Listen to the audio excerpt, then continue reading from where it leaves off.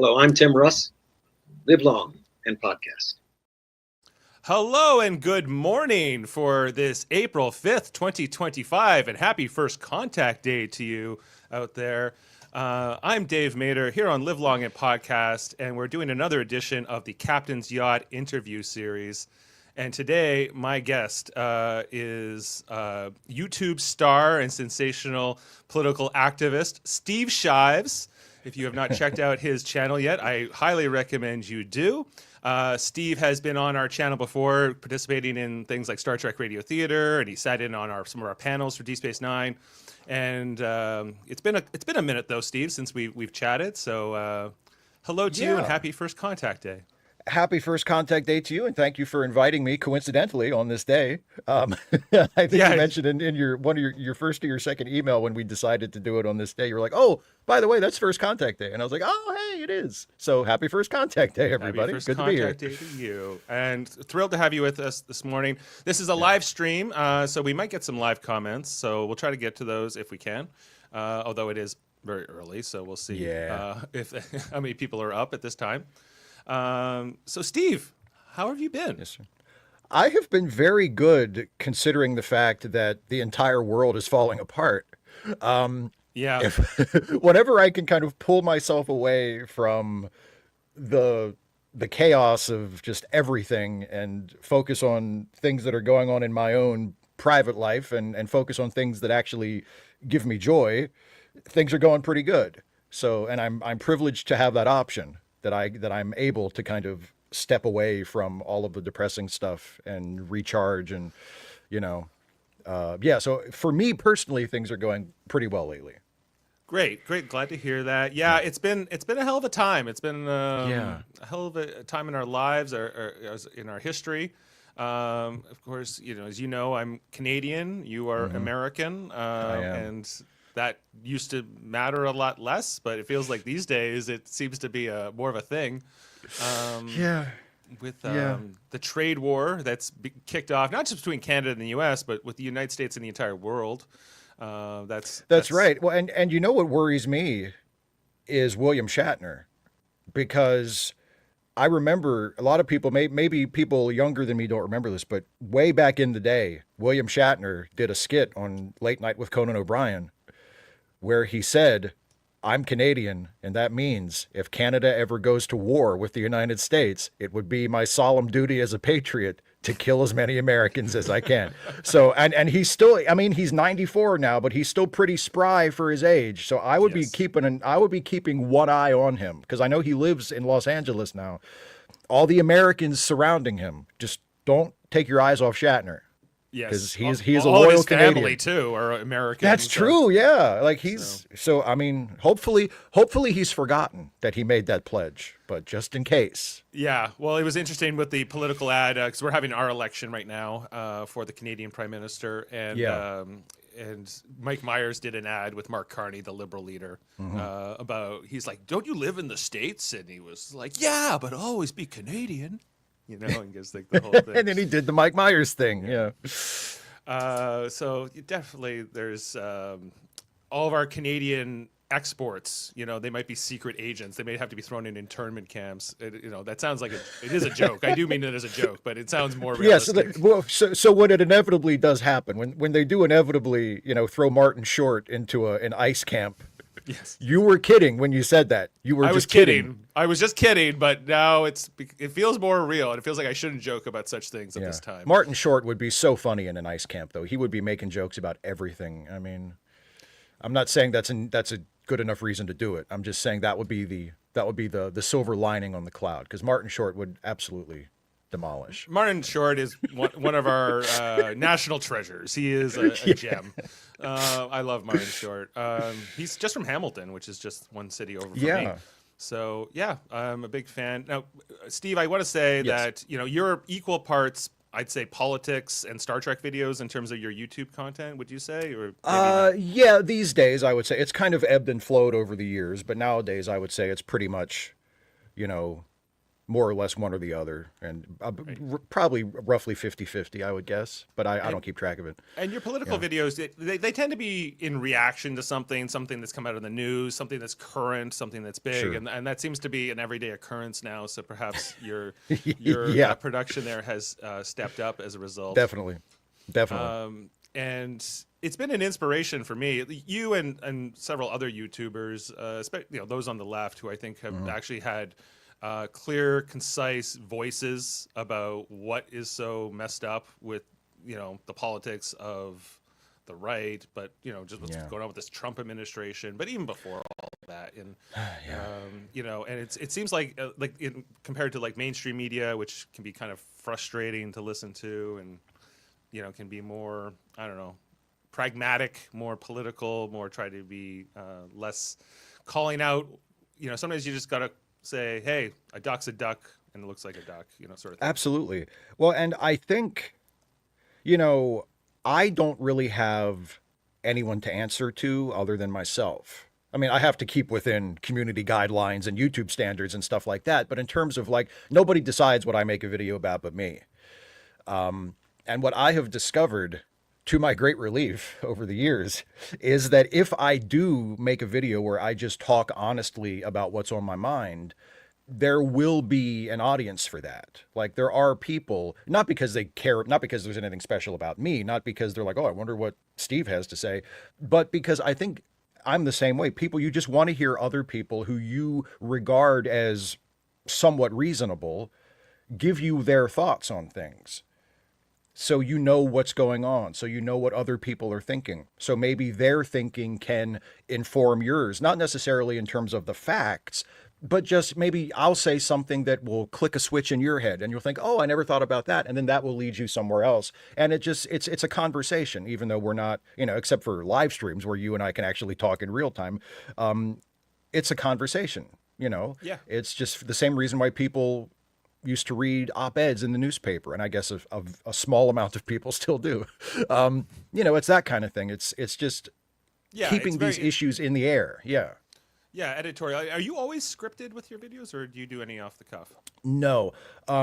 For several years I was, and then last year in the run-up to the election in our country, the election that Trump unfortunately won, I started doing more off-the-cuff videos. All of the Star Trek videos and the pop culture related videos, for the most part, are scripted, and some of the political ones are, but most of the ones that I throw up that are like in response to like a news event or a political thing that just happened, those are not fully scripted. Those are mostly off the cuff. I might write down some bullet points so that I don't get lost or I don't ramble on too long, but those are not fully scripted. But like all of the longer form Star Trek stuff and Superman and Batman and that kind of, the pop culture related things, those are all fully scripted. Cool. And I think they're invaluable because I think a lot of times we're looking for somewhere to, I don't know, just a voice, right? I think, I'm not even American, and so, but what happens in your country directly affects everybody, especially Canada. And so we're always kind of just watching sort of like, what the hell is going to happen? What's going to be said? The results of this election. And, I think voices like yours, Kyle Kalinske, and some others who are on the left that I think are just, like, hey, we're not trading in our values. We're not trading in our opinions just because he won the election, which is what it kind of felt like with CNN and some of these other outlets. And I think that's important too, is that unfortunately the mainstream news media in the United States over the last 35 years or so has become almost exclusively for profit, which means that a news division or for a major television network or a cable channel like CNN has to turn a profit. And it used to be back in the day, back when I was just a wee little child, news divisions were considered to be financial losers for the network, but that was okay because it was a public service. Right. It was sort of that's what you offer the people in exchange for the government giving you the right to use the airwaves to broadcast your network and make money doing everything else you do. And that was never like official, but it was just kind of the arrangement. It was sort of an understanding. Like, yes, then we're not necessarily trying to make money reporting the news, but we do it as a service to the people because it makes society better for everybody to know what's going on, for everybody to have reliable sources of what's happening in the world. And at some point, they decided, sort of one at a time, and it became a domino effect, to start making news divisions profitable instead of just accepting that in order to pursue their mission, they weren't going to always generate profit for the network. And that has led to things like CNN and the Washington Post and the New York Times and, NBC News and CBS News and all of these other, like, once, stalwart news outlets, that whether you agreed with what they said on their op-ed page or not, you could at least look in the news section and say, oh, okay, I can trust this. This isn't coming from any particular political point of view. Now you can't rely on that so much because you're like, oh, Trump's the president. We better shift our focus now so we don't piss him off because we don't want to lose access to the White House or, whatever. It's not a good situation. It's not and totally. I used to watch this show called The Newsroom that was on HBO, and they kind of talked about that. Yeah, it was like a lost leader sort of thing where the news is not meant to be profitable, but then all of a sudden it did become profitable. I guess with commercials, 24-hour news cycle, which is not healthy, and something. No, like, I think in both countries we need to address this, but I think it's worse in the States because it's just so much more. There's just so much more money around it with the like. Every time I watch like CNN, I don't know, there's like pharmaceutical ads and all this kind of stuff. But I digress.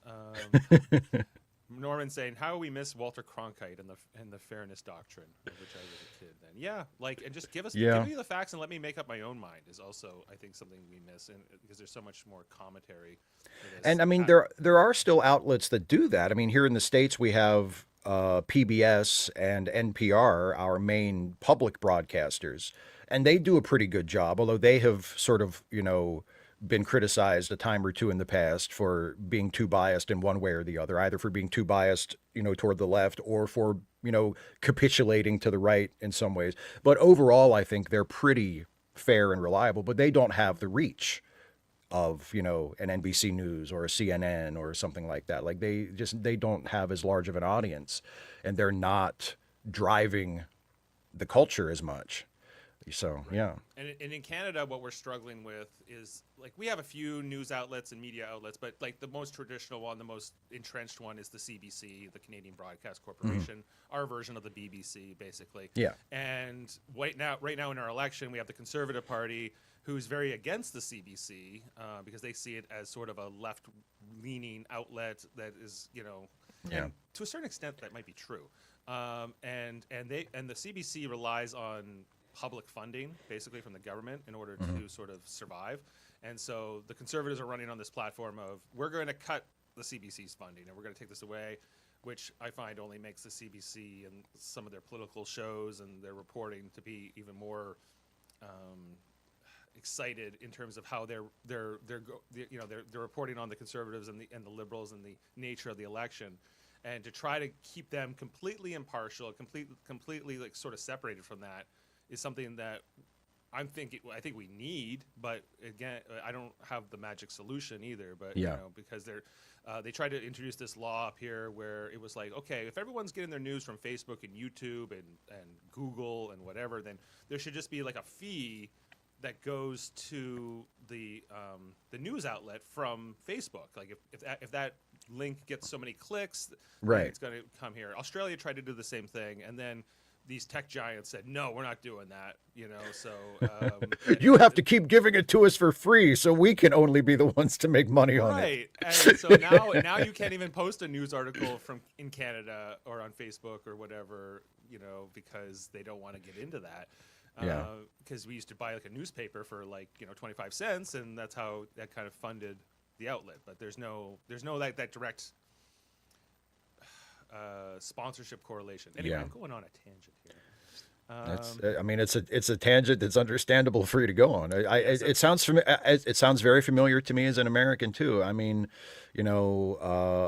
conservatives in this country are always trying to kill our public broadcasters, our NPR and PBS being the main ones. And the most ridiculous thing in our case is that yes, like PBS and NPR do receive public funding, but that's only a portion of their budgets. Like most of the financial support for our public broadcasters comes through direct donations from the public, like people like me who just choose to support them. And that's most of their support. It doesn't come exclusively from like a government grant. But Republicans still really, really hate it. And still really, and it's like their excuse is you're wasting tax dollars to give people like a biased, slanted view of the news. But public tax dollars are like that much of their budget, but it's not, so that's not what they really have a problem with. They have a problem with the fact that it exists. And I suspect that's the same thing up in Canada with the CBC. It's not, well, it's the money, but it's not really the money, is it? It's the fact that this outlet exists that is a threat to you. That is, in their mind, is pushing voters towards the left or towards progressive ideas or whatever, because a lot of times journalists do tend to be educated and sort of intellectual, and they might have more left. Like, it's kind of funny how like the left has now become the party of like the intellectuals, but that's kind of or the side, I guess, the political side of the spectrum.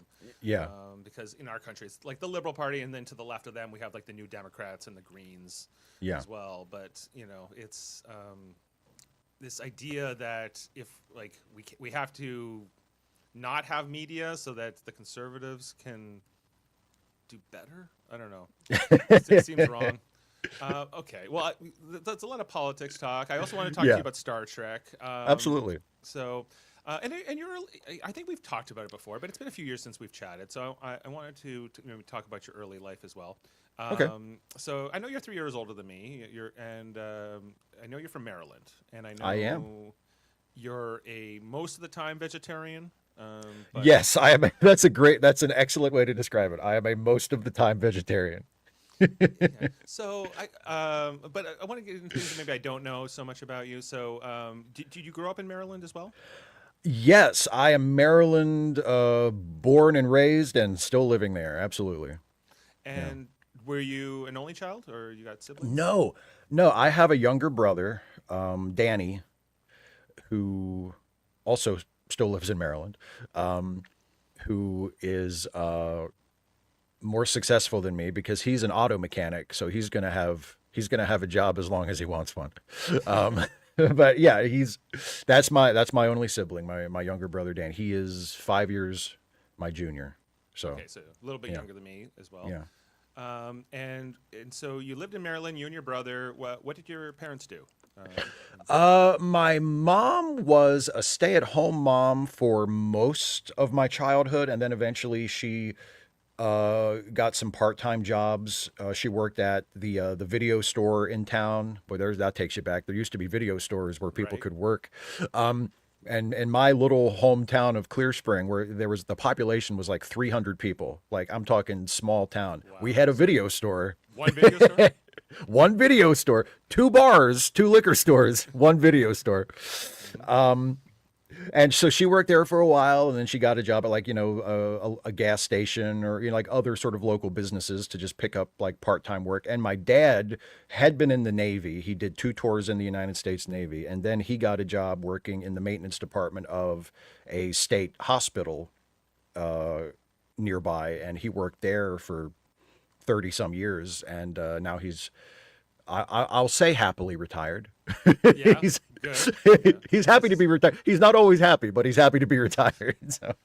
Like my dad. Yeah. Okay. And so, did anything with your dad's background in the Navy? Did that have any influence on how you got introduced to Star Trek, or? It didn't, but because he was in the Navy, and my grandfather, his father, had also been in the Navy. And because of that, and they weren't officers or anything, they were just enlisted. But because of that, and because I was interested in it through them, when there were sort of parallels between the real life Navy and Star Trek, like I did kind of pick that up. Like I picked up pretty early on that the rank system for the officers in Starfleet is basically just lifted from the naval ranks. Right. That like, because for the most part, there are little exceptions here and there, but for the most part, Starfleet officers, they don't have colonels and generals. They have captains and admirals. And I'm like, oh, that's naval. They and which makes sense because it's a much more obvious reference for Starfleet to be a naval service than to be, something that's an analog to the Army. Yeah. Yeah, because they have ships. Roddenberry had been in the Air Force himself during Yeah. the war. But he's Yeah. like, no, it makes sense to be naval. They're on ships, and you would have a captain of the ship, and etc. Right. And sorry, I had a thought there that I just popped out of my head. With the naval system, well, it's more specifically the United States Navy too, because like you think about the rank systems where you say lieutenant and lieutenant commander, but instead of lieutenant and lieutenant commander. That's right. Yeah, it's not like Canada. Yeah, yeah. Except I think when somebody no well no when Q calls him when Q calls Picard he pronounces it oddly but he doesn't say lieutenant, he says lieutenant in Tapestry. Like, well, what seems to be the trouble, Lieutenant Picard? Lieutenant, yeah, because he gives like the German pronunciation. But he's doing Sigmund Freud, yeah. In French, it'd be like lieutenant.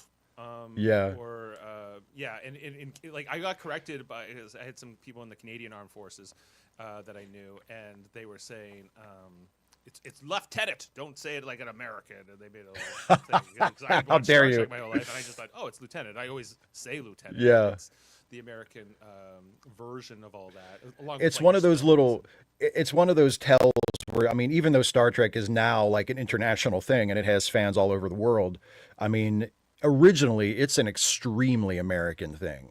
Yes. I mean, even though it tries to be progressive and it tries to be inclusive, much to its credit, that's one of the things I love about it. But it's, it carries the stamp of its origins, as Darwin might say. Like it's a very, very American show, and you can tell, that it was produced first for an American audience, and then was sent out to the rest of the world. And it's little things like that, like the ranks and the pronunciations, or even like the prefix of the ship, like USS. Yeah. Oh, absolutely, absolutely. That's a big one. Corresponds to the United States ship prefix that your Navy has. But, yeah. In that it's United Federation of Planets Starship. Yeah, it doesn't really make sense. They kind of have to sort of wrestle it to make it make sense. Oh, it's the United Spaceship. Oh, okay. Why would it be that? It just is.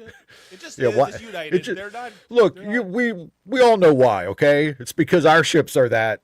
So the Star Trek ships are like that's basically it. You just have to shrug. Okay, it's fine. And there's that whole episode in the original series, the Omega Glory, where they find the U.S. Constitution. Oh man. And William Shatner, of course, a Canadian, but he's doing these lines, of course, as Kirk, and he's like, no, in all of our history, no one has ever put these words down quite as beautifully as this. We the people, and like, I don't know. And as a non-American, you're just kind of like, okay. Let the Americans get it out of their system. Let them wave their little flag and feel good about themselves. Right. Yeah. Which when they bring like Picard along, who's still to date the only one of these Star Trek captains who's like not an American. Who is explicitly not an American. Yeah. Not an American. Absolutely. Yeah. All the other characters, Sisko, Janeway, Archer, all of them, they're all Americans. Absolutely. Even Michael Burnham, I believe, as well. I think so. Yeah. Yeah. I think so. Kind of a Vulcan expatriate. Yeah. Exactly. But she's kind of got mixed origins. But yeah. So I wanted to ask you about your introduction into Star Trek. Like what was did someone show it to you? Did you find it on your own? Where did you start with it? I've told this story before and I can never remember exactly when the first time was that I saw it. I suspect it was one of the movies. It was one of the Kirk era movies. Maybe Star Trek II, maybe Star Trek III. I'm not sure. I probably saw it on TV. And what I suspect happened, because again, like I don't have a perfect memory of this, but I was interested in space already. Like I was interested in, like, this was the early and mid 80s. So the space shuttle was a big thing. There was not yet a space station, but there was talk of one, and I just found all of that very exciting. And I had, even as like a little kid, like in kindergarten, first grade, second grade, like I had, read books and watched documentaries and learned about the American space program in the 60s and the astronauts back then. I had watched The Right Stuff when I was way too young to have watched that movie about the Mercury astronauts in the early 60s, and just absolutely fell in love with the real manned space program, specifically the American version. And so when Star Trek, when I first saw Star Trek, like I immediately related it to that. And that's still my favorite part of Star Trek, when I can watch it and view it as kind of a reference to real life space travel. When I can imagine, oh, these people are astronauts. Like that really hits my sweet spot as a Star Trek fan when they do what I call astronaut shit. I love, because you can imagine, oh, they're astronauts. Yes, it's 300, 400 years in the future. Yeah, they're doing things that astronauts today wouldn't do. Yeah, there's aliens, that just so happen to look exactly like humans, just with some stuff glued to their faces. But it's astronauts. They're astronauts. And I really like that part of it. So I think that's what really drew me to it at first.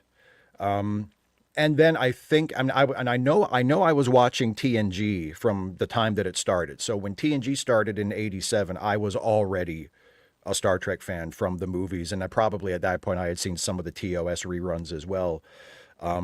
So when TNG started, I was already kind of there, and I was like 7. Yeah. So Yeah. they got me young. They got me early, and soon. And even though those first couple seasons, or especially that first season of TNG, is pretty rough, I don't seem to have cared when I was a kid. Like I was right there with it. Yeah, it's interesting because we're doing the TNG rewatch right now. We're just like we did with Deep Space Nine. And Yeah. we've been going through each episode. We sit down, we talk about it, and for some reason I seem to have rose-colored glasses on about the whole thing, because I'm like, sure, this plot sucks. Sure, this this might be boring, but man, this cast is charismatic. Man. Oh yeah. Frakes and Patrick Stewart and all of them, like they're just so likable, and they feel like an old friend. And so even when it's like kind of a boring episode or whatever, and some of the other critiques come through, I'm just like, I don't care. I love it. Well, I mean, in hindsight, that's one of the things about TNG specifically that I appreciate the most, is because it was given a chance to grow and become a great show. Because you're right. When you watch the first season, even some of those first season episodes are really, really terrible. But I don't think it's ever such a bad show that it's irretrievable. Like there's always, you can always, even when you're watching like a really lousy early TNG episode, you can tell, like, if they figure this out, like the pieces are here for a good show. They just need to figure it out. And eventually they do. And, I would argue that season 2 is a lot better than, I even did a whole video about this recently, that season 2 is a lot better than a lot of fans give it credit for. But then of course season 3 comes along and it really improves. It's off. It's like goes off into orbit. Yeah, but it had that chance. It was popular enough that they renewed it after that rough first season, and then it got another one after the second season, and they had enough time to figure it out, and they did. They didn't just keep churning out the same show and saying, well, it's getting ratings, whatever. Like they worked on it and figured it out, and it became a really, really good show. And that, to me, like, as not just a fan, but as a critic, like, that's just a wonderful thing to be able to watch, to be able to see, like, oh, they're getting better. They're figuring it out, Yeah, me too. Like I'm still really enjoying it. Of course, like some of these, we just did The Measure of a Man. Oh man, yeah, and great episode. That was so great. And then we do the episode we did on Thursday, which was The Dauphin, which is the episode that comes right after it. Which is the one with Wesley and the girl. And, we're like, man, this took a dip. The quality, the level of quality in season 2 is all over the place. I mean, it's highs and lows, which is not that great. Like, there's an amazing scene in that episode with like Whoopi Goldberg and Jonathan Frakes. Where they do that whole flirt thing together. They're flirting with each other, yeah.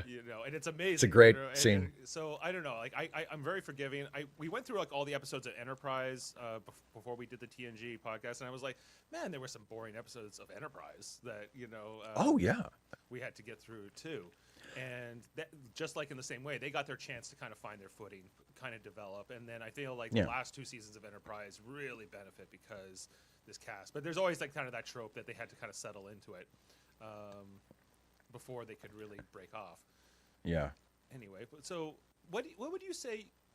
You kind of found it on your own. You're saying, it wasn't like Yeah. necessarily your dad saying or your mom saying, "Hey, like I love Star Trek and you should too." No, I think my mom was a Star Wars fan. And when I started watching Star Trek, like she watched it too, and she became a fan of it as well. And my dad would watch it with us. I don't think he ever became like a dedicated like Star Trek fan. But if I talked to him about it today, I'm sure he would probably remember a lot of stuff about TNG because that's mostly what we watched together. But I sort of came to it on my own. It wasn't like something I inherited from my parents. And you're watching it all. You're watching it all through that first run, pretty much. Like would you say? I watched it. I watched it faithfully for the entirety of TNG and Deep Space Nine, and maybe about 4 years into Voyager, and then I started kind of losing interest. That's right. You've never been a huge Voyager stan. Yeah, and I would come back to Voyager every now and then just to kind of check in, you know. And the same thing with Enterprise. When Enterprise started, I was right there like every week for maybe the first 2 years, and then my interest started to wane. And it was the same thing. I would kind of check in to see what they were doing, and then I came back for the last episode, and I was like, oh, so that's what they did, you know. And for me, it was like my parents were big original series people, especially like the movies. And I remember when like it debuted. I'm 3 years younger than you, so I'm 7. Yeah. Or no, 4. I'm 4. You're 7. When TNG, When yeah, it yeah. starts. And like I was like, oh, I don't get it. Like it's not like they call it the Next Generation, but like I thought this would be like I thought it'd be like Clue Junior, where it's like the son, of Right, where it's Professor like the Plum, children of the children original of, like, cast, yeah. because I was like, what's a generation, Mom? And like trying to explain this whole. And she's like, well, I go, we're one generation, you're the next generation. I was like, okay, so where is like the son of Spock? And where is Shouldn't it be like Star Trek 2 or 3 generations later? Like, what is this? Right. And so I wasn't watching week to week for sure. But it would come on like on Entertainment Tonight. I remember Mary Hart, like, and all them would be like, they're killing off Tasha Yar tonight. You won't believe it. And then like John Tesh played a Klingon the next season. So it was definitely in my. Yeah. I was definitely aware of it. I was watching it in syndication pretty early, but then all of a sudden my friends got so into it at school, and they loved it, and they made me love it. And then even when Next Gen finishes in 1994. By this point, I'm about 10 or 11. Yeah. And my dad even went out of his way to watch the finale, which stunned Yeah. me. Like, but there was a couple episodes like Best of Both Worlds that come out in that that he thought were really cool. And Oh, yeah. my dad took notice. Then it was really something. In my Yeah. mind, because Yeah, TNG was a popular show. Like it's been a long time since Star Trek had a show that was popular with people beyond its dedicated fan base. I think TNG was definitely the high point of that, where even people who weren't watching every week or who wouldn't have described themselves as Trekkies or something similar, at least knew what it was and would even watch it occasionally to kind of keep up with it. And like you could make like a reference to something from TNG, and a large number of people would at least know what you were talking about. Right. Whereas nowadays, if you start making like, Strange New Worlds jokes, most people are going to be like, what is that? What are you talking about? Yeah. Even if you were making Deep Space Nine jokes or Voyager jokes. Oh, yeah. Unless there was somebody who watched it, but you're right. It kind of like leaked out of sort of like just the science fiction space and got into more of like the general culture, the zeitgeist. Yeah. Well, I mean, it was nominated for Best Drama at the Emmys its final year, Right. which I mean, I don't think that'll ever happen to a Star Trek show again. I mean, maybe, but I'm not holding my breath. But I mean, yeah. The toys, we had it was on bags of chips. Next Generation, Yes, absolutely. At a time when like that was kind of reserved for things like I don't know, maybe sports teams and and different things like that. Like that's how popular it was. So like that's the time I'm growing up in, and you as well. And then what I wanted to ask you was, what is it in particular about Star Trek? Is it just that it's space for you that you love about it the most? you know, is there one thing you love about it, or like I'm guessing there's probably many things, but It's not just that it's space, because there's lots of shows that take place in space that I couldn't care less about. You know, I'm not like just, I mean, the space thing might be enough to kind of get me to incline my head in its direction, but that by itself isn't enough to keep me interested. So, I mean, that I do think the space connection was a big part of my initial entry as a fan. But I think, I mean, yeah, there's all kinds of things about Star Trek in particular that I love and admire. But I think it boils down to the same thing that keeps me hooked on anything that I'm a fan of, that I keep coming back to, which is I love the stories and I love the characters. You know, I mean, with TNG, like I really liked Captain Picard. I was invested in what was going to happen to him. I really liked Commander Riker. I was invested in what was going to happen to him.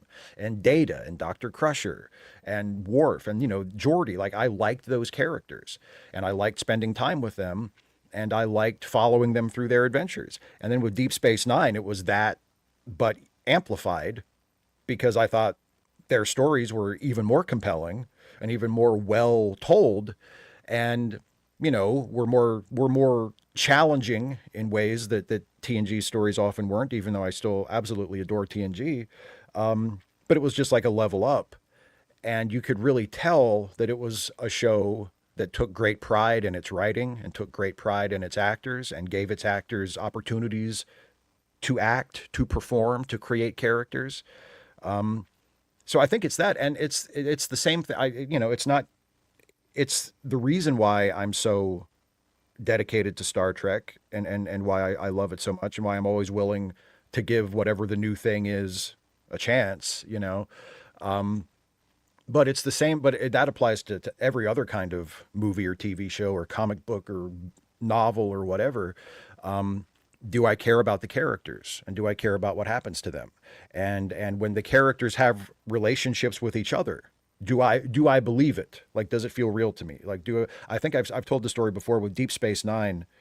And it's you know, it's not a great episode of Deep Space Nine. It's the episode Meridian, the Gunga Din episode, or the Brigadoon episode, where yes. where Dax falls in love with the guy on the disappearing Goodwin planet. from Lost. Yeah. Yeah, exactly. It's not a good episode, but there's a moment in that episode where Dax has decided to leave. Like, she's going to go live on this planet with this guy. And intellectually, even the first time you watch the episode, you don't buy this for a second. Like, you know she's going to be back. She's not leaving forever. Like, you know she's going to be back on this ship with everybody else by the end of this episode. But there's a scene where she says goodbye to Cisco. And in that moment, even though you know this isn't going to stick, even though you know this is just like a plot contrivance, in that scene, I believe that these two people love each other and they're friends and they're going to miss each other. That's like the hook. I'm like, everything else aside, you watch that moment, and that's not two actors playing a role in a TV show. You believe it, and you ignore the fact that they're supposed to be on a spaceship. You ignore the fact that they're wearing these funny clothes. You ignore the fact that one of them is supposed to be an alien. It's just two people who are friends, and one of them is leaving, and they're going to miss each other. And if a show can get me to that point where I'm watching it and I'm there and I believe it in my heart, like, that's it. You've got me. And that's what Deep Space Nine did. And that's what pretty much all of the Star Trek shows that I have really, really, really loved have done at one point or another. Right, because in season 3 of Next Gen, they go from this plot-driven show to a character-driven show, where it's like, okay, this is going to be a Picard episode, this is going to be a Riker episode, and Deep Space Nine pretty much had that model throughout their whole show, where, like, in that particular example, it's a Dax episode. Yeah, absolutely. And so we're going to focus all on Dax for this episode, and I think that was like what made the Star Trek franchise in the 90s amazing and great, was just this, like, we're going to be character first, and then on top of that, we're going to introduce you some amazing science fiction ideas, right, that are going to be put through that lens. But yeah, at the heart of it, it's really about people and humanity and things like that. You also mentioned that you don't. It didn't matter to you if like a show was set in space so much, even though you kind of started with that whole love of like Yeah. NASA and the space program. What would be some examples of shows set in space that you wouldn't care about?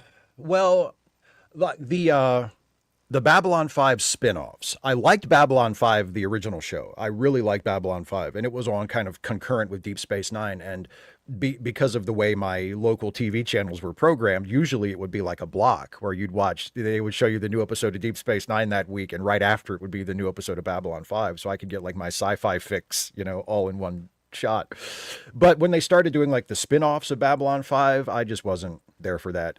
I don't wish them any harm, but I was just like, no, that's okay. I'm not interested in. Like what was it called? Yeah. Like Excalibur or something. There was one that was about the Rangers or something. There was one that took place like on a ship. It was like Babylon 5, but on a I ship. think it was called Excalibur, and it was like this whole idea of like this disease. But yeah, I was the same. Yeah. I just original wasn't. Show was amazing, Yeah. but then they made a bunch of movies and things like that. Yeah, and what else? There was a show on Fox called Space 1999, in that I watched like the first couple episodes of, and it just wasn't for me. I was just like, okay. What, the To be original honest, Star- I mean, I tell you what, I watched the first season of the reboot of Battlestar, the Ron Moore Battlestar, and I thought it was fantastic.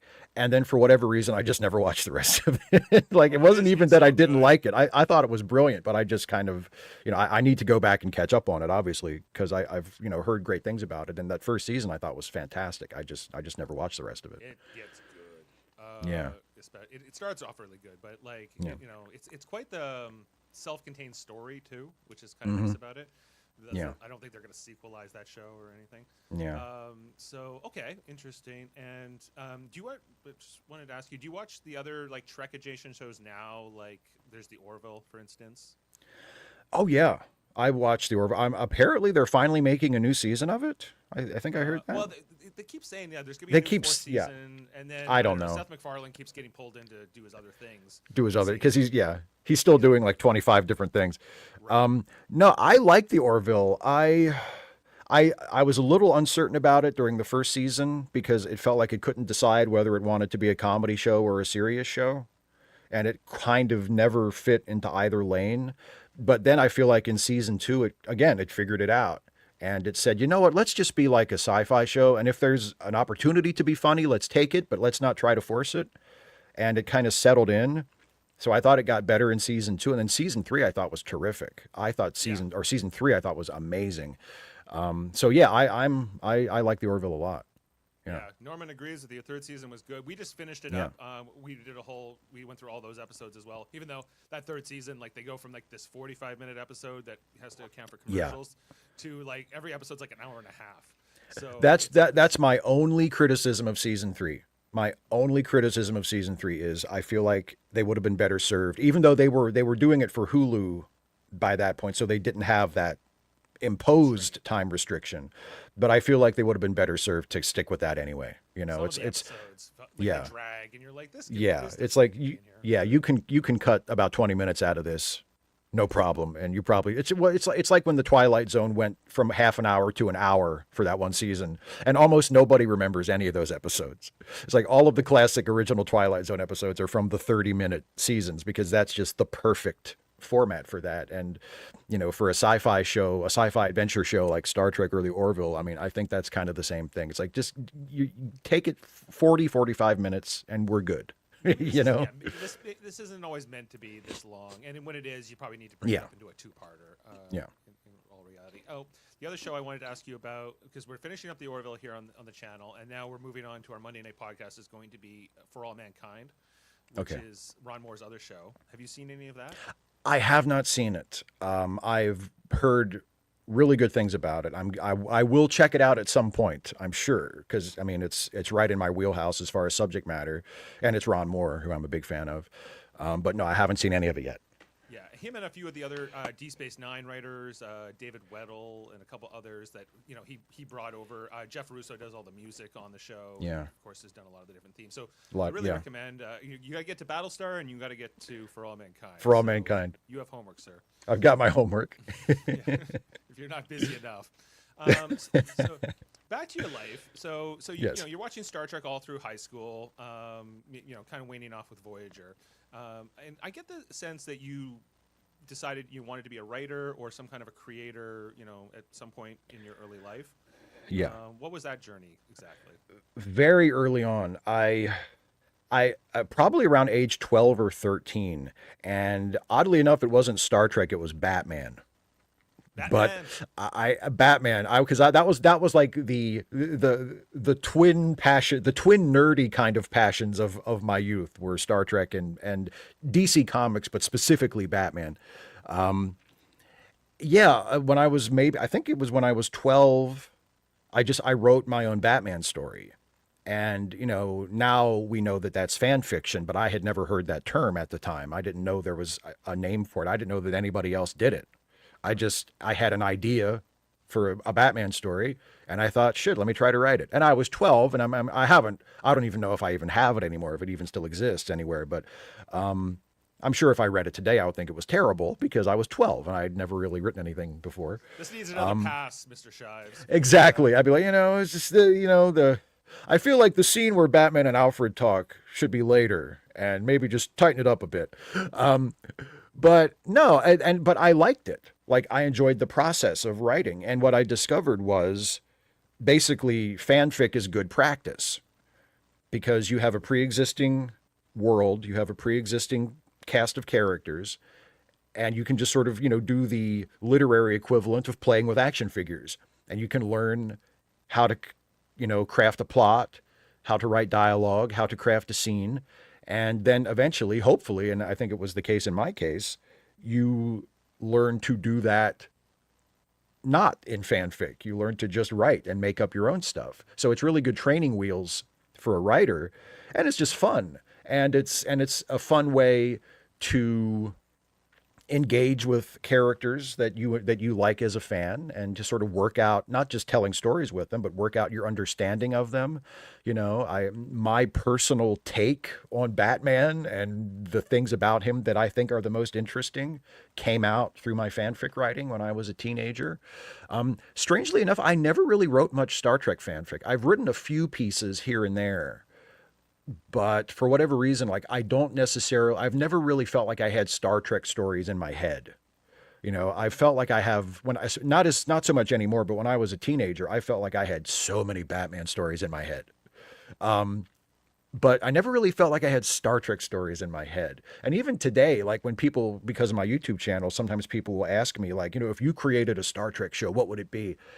And like, I don't really have a specific answer, because I just don't feel like I have Star Trek stories in my head. I feel like if Paramount came to me and said, here's a whole bunch of money, create a Star Trek show, like I'm sure I would come up with something. Yeah, I think of something, but you would rather be asked to make a Batman show, it sounds like. Weirdly enough, yes. Yeah. I mean, I feel like if DC Comics said, hey, we've been watching your YouTube channel and we've decided to hire you to write a Batman book. We noticed that Batman figure in the background. We think exactly.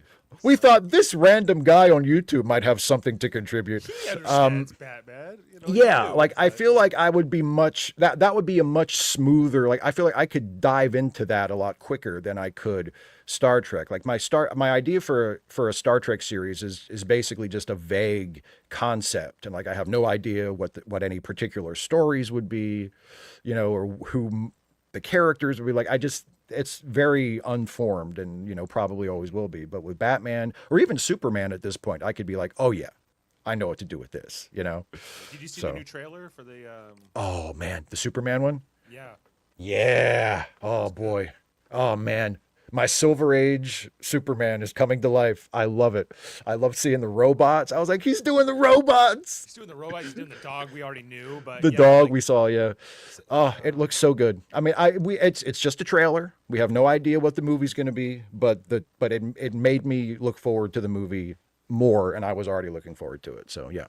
Me too. So you write this thing when you're 12 or 13, and yes, you get some positive feedback from it. Is that? Yeah, actually, I started turning them in as English assignments.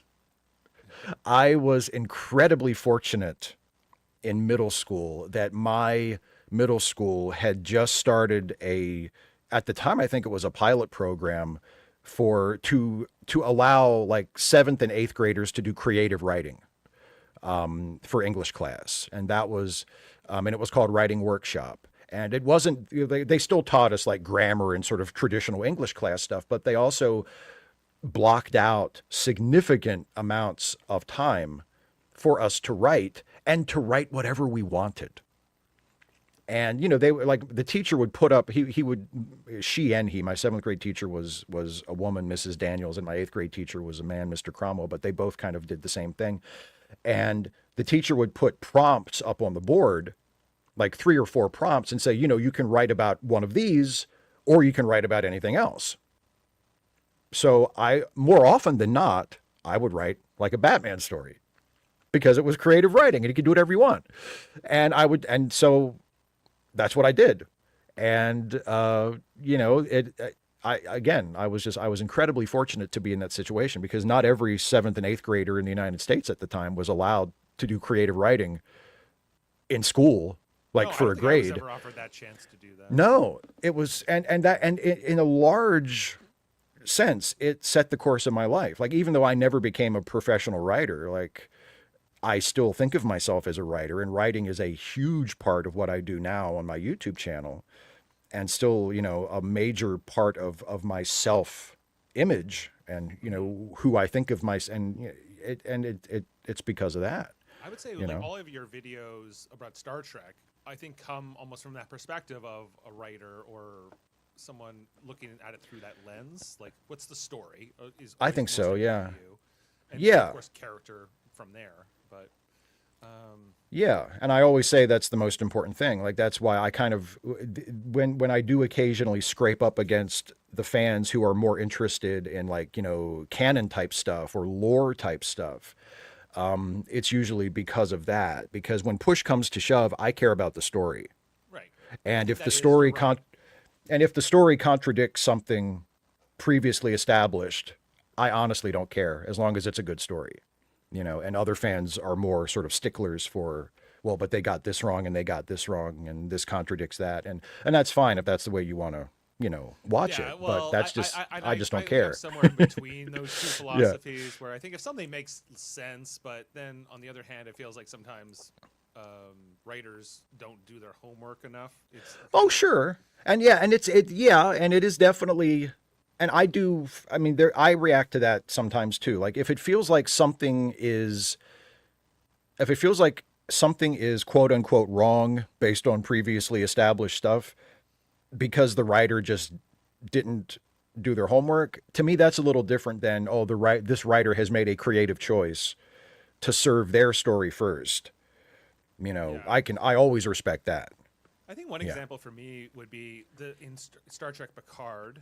I guess it's the season 2 arc, right? And so they had established some things about Picard and his parents, but they obviously chose to write this whole other story in season 2 of Picard where his father's abusive, or more abusive than we thought he already was, and then his mother had committed suicide. Spoilers for season 2 of Picard. And but then we saw her as an old lady in that episode with I think it's with Q. Is it in? Or is it's one of the ones where they're like hallucinating stuff. Oh, where no one has gone before, I think.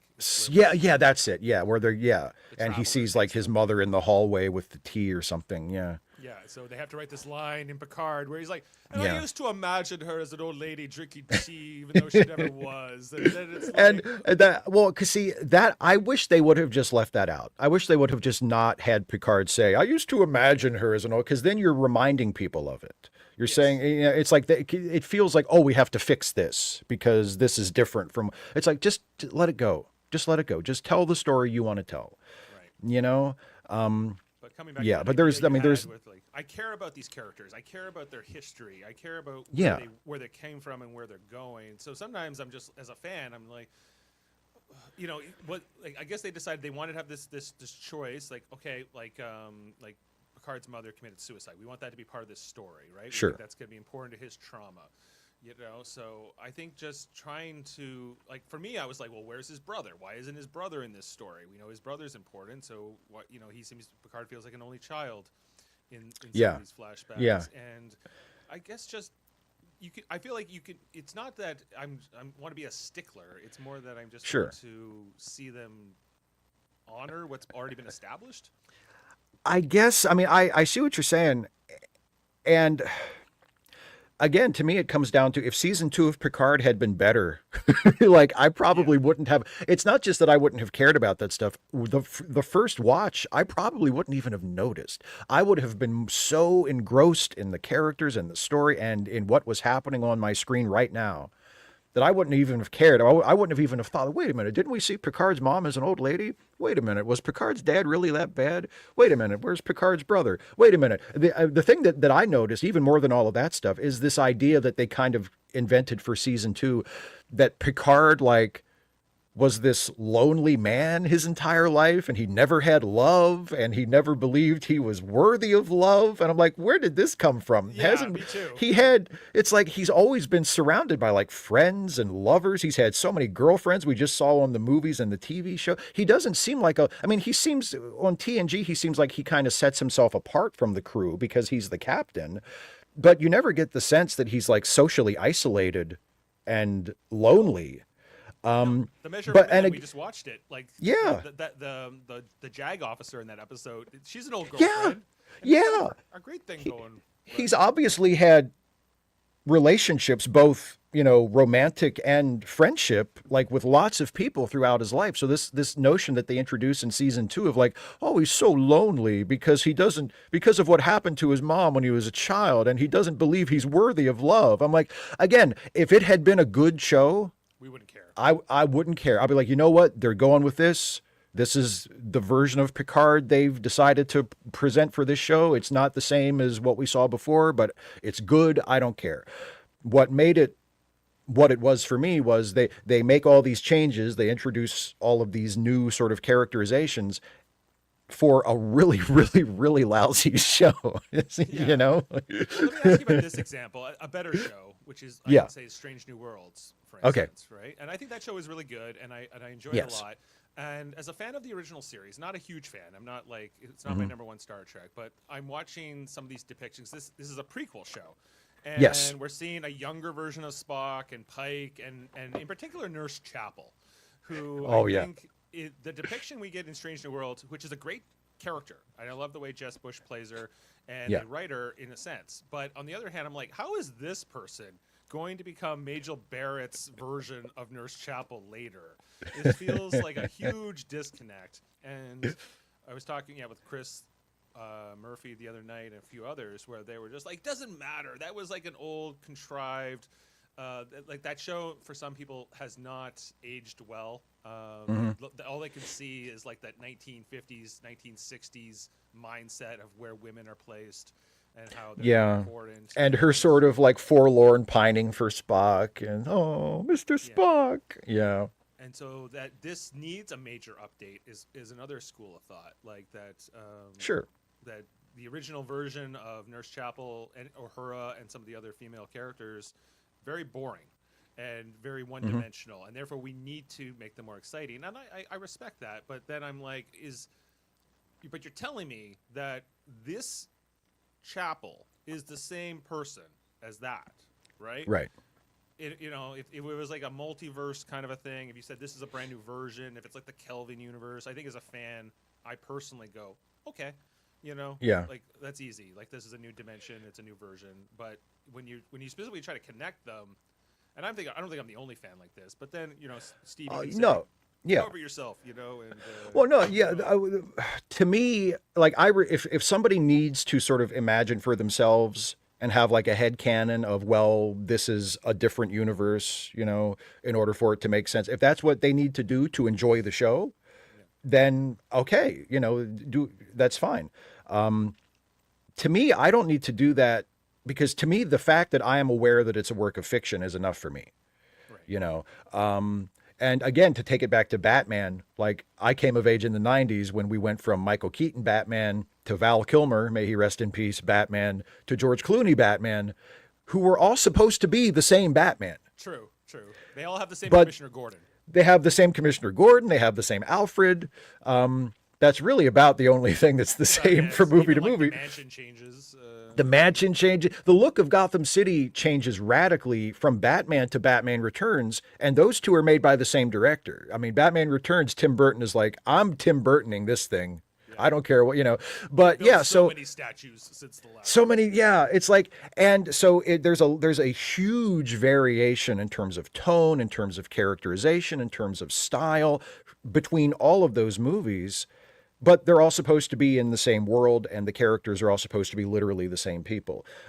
They're so different that now, because of this multiverse kind of mindset, there are some fans of those movies that have insisted for themselves that they actually take place in different universes, even though nothing in the movies indicates that at all. And in fact, there are little touches of continuity between each movie to kind of, imply that yes, this is still the same guy. Like this is still supposed to be the same Batman. But anyway, I was like, okay, it's a different story, it's a different actor, it's a different director. I'm fine with this.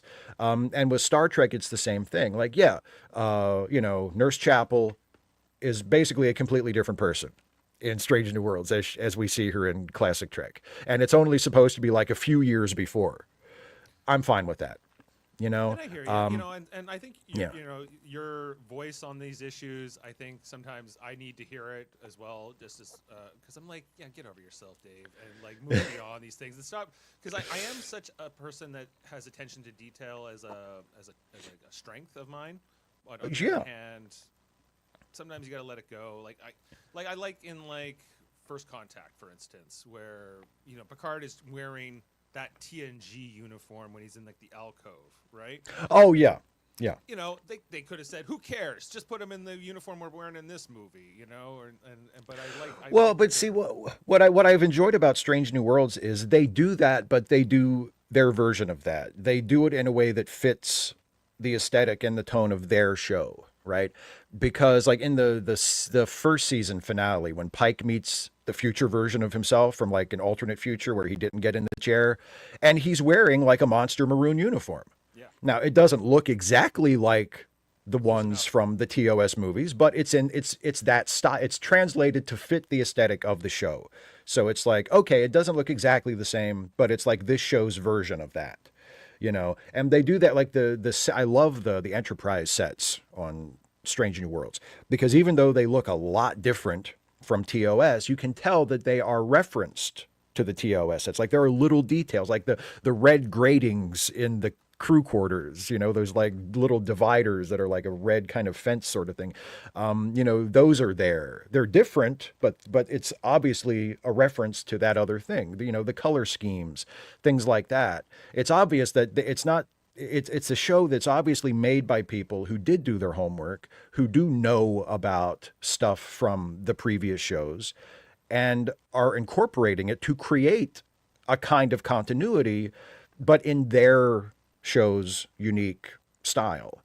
And I appreciate that. Like I wouldn't expect it to look, I mean, like as much as I have enjoyed some of the fan film series based on Star Trek, like, Star Trek Phase 2 and Star Trek Continues, that did go out of their way to make it look as much like an episode of classic Trek as they possibly could. I mean, I appreciate that, and I admire the sort of workmanship that goes into something like that.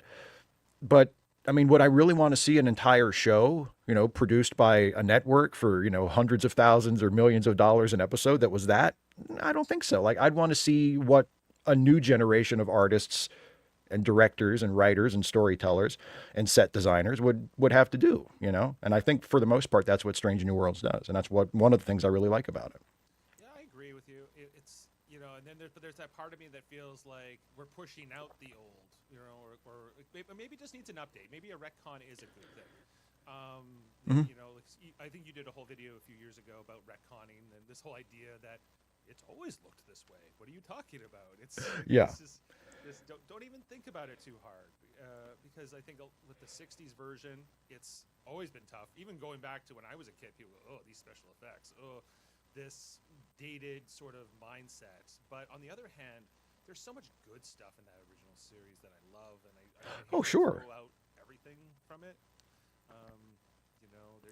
It's not just the performances, but even some of the aesthetics, things like the uniforms, and I don't know. just the sound effects, and there's these kinds of things that I, I I would hate to lose. You know, I know it's not going to be erased from existence, but on the other Yeah. hand, it kind of feels like that too.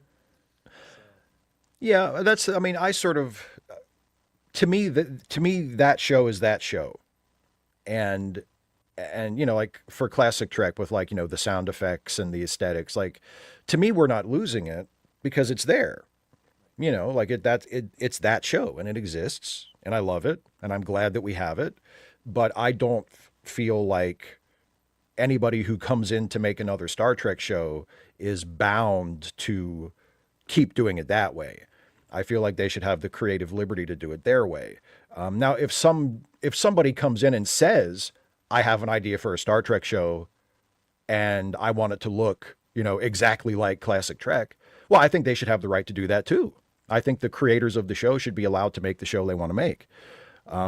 But I don't think there shouldn't be any expectation or any sort of imposition of, okay, if you're going to do a Star Trek show and it's going to be set during this time period that we previously saw in this other show, then you have to make your show look exactly like that. I don't think that's fair to the creator, and I'm personally as a fan not necessarily interested in that. Yeah. Shut up, nerds. It's okay. It's gonna be all right. Shut up, nerds. Exactly. Okay. Well, that was a great conversation, and thanks for jumping into all that. I wanted to Yeah. segue back to your story. Okay. And so so you have this interest in writing. Have you always been as strong of a public speaker?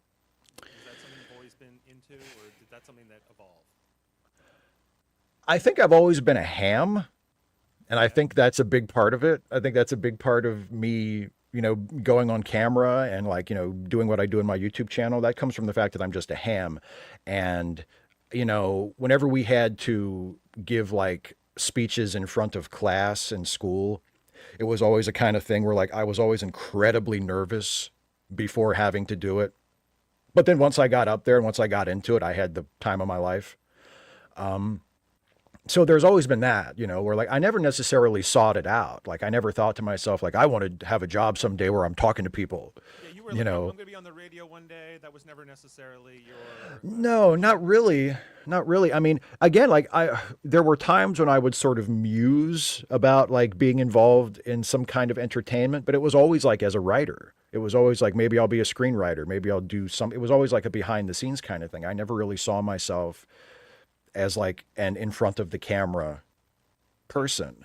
Yeah. That really started with the YouTube channel. Like I made a YouTube video and I enjoyed it and I liked it. And I thought I might be able to get good at this. Because so like I just looking at that because you create your channel on December 21st, 2010. Yeah. And so I'm guessing you finished up high school at the end of the 90s, roughly. 98. Yeah. Class of 98. And so what's in between you becoming a YouTuber and the end of high school? Just high level. So after high school, I kind of bummed around for a little bit, and then eventually I got a job. I got the only proper job of my entire life. I got a job working maintenance at a truck stop, where I worked for 5 years. And then after that, so I'm like, I was 25 when I left that job because I got that job when I was 20, and then I left when I was 25, and then I went to college, and I went to college for 4 years, and then it was during my time in college that I started doing the YouTube channel.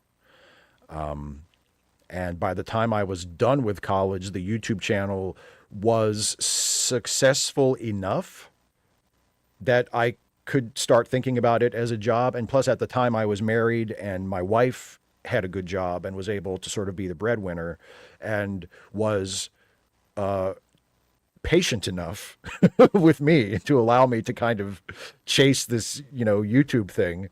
And eventually, fortunately, it took off and became an actual job that, allowed me to earn a living. And now here I am, no longer married. The marriage didn't last, but the YouTube channel is going stronger than ever. But so that's basically the Cliff's Notes version of how I got here.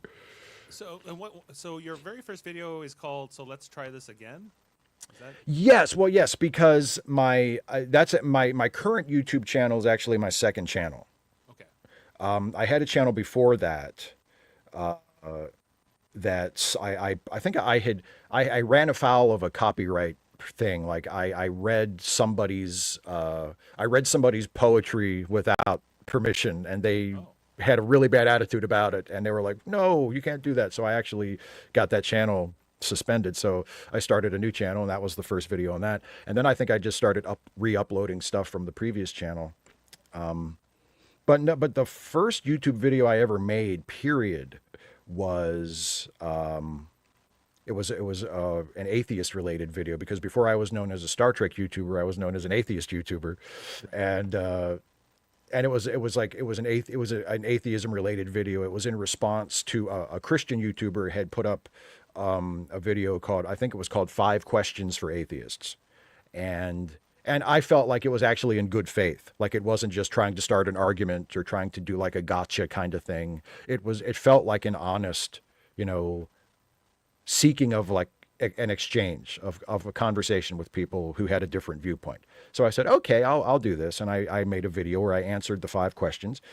And that was the one where I was like, I like this. Like I like talking in front of a camera. I think I might be able to do something with this. okay, wow. And so you start off with this atheist thing. I see, like in your early days, you're doing, I don't know, wrestling and Yeah, that's always been a monkey on my back. Wrestling has always been a monkey on my back. I can't get rid of it. yeah. I was watching wrestling right before we came online to do this, actually, this morning. Yeah. I'm trying to figure out exactly when Star Trek becomes part of your content. It seems like it's late. I mean, it's been a long time now, but yeah, I'd been doing YouTube for several years. I think this first Star Trek video I did that actually was successful enough that made me think, oh, I should do more Star Trek videos, was the Captain Jellicoe one. Is Captain Jellicoe? Captain Jellicoe is actually pretty awesome.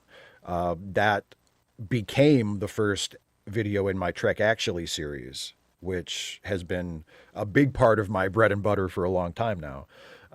Because for whatever reason, that video for me at least, I mean, it didn't go viral or anything, but for me at least, it caught on and got a lot of views. And my ears kind of perked up and I went, oh, I could talk about Star Trek. That was the video I discovered you on.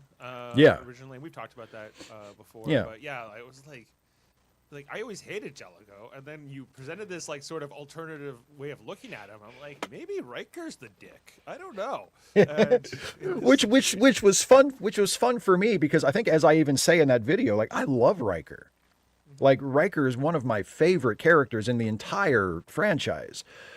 But yeah, when I watched that episode, I'm thinking, I don't know. I kind of side with Jellicoe on this. Like they're in like a really, stressful situation here. And I feel like Riker just needs to shut up and listen to Jellicoe here, Right. And, and not tell him, hey, this is the way we do things around here. It's not fun anymore. Yeah. Picard And he's like, dude, the Cardassians are going to start a war and kill us. Yeah, but nobody's having fun. Yeah, you're not a nice boss, just so you know.